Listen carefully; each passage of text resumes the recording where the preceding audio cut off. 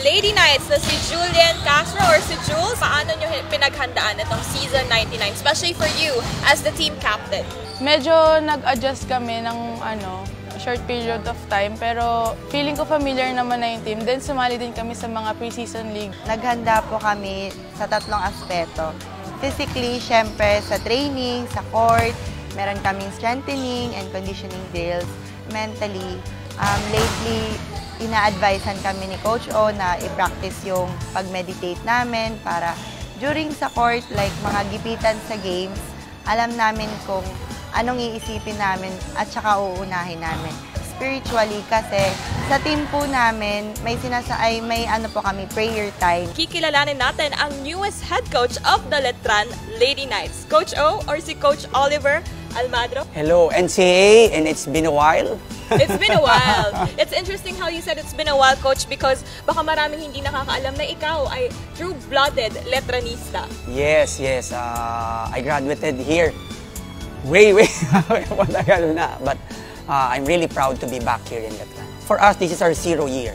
Zero year namin ito. So, hopefully with the support of the Letran community, the alumni, and our sponsor, I guess we're on the right track.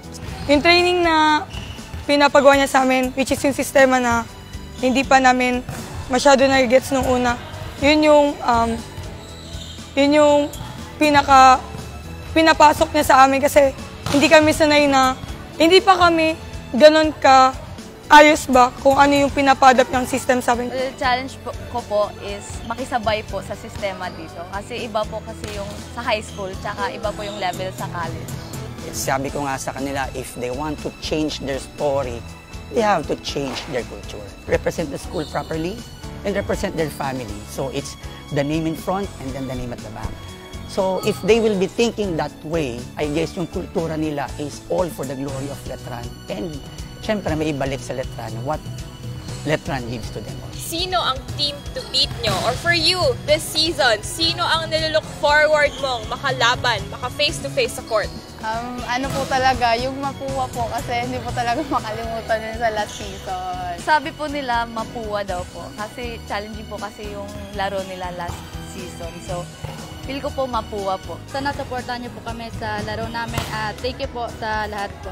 Umpisahan ko sa pagiging Arriba Letranista, yun muna.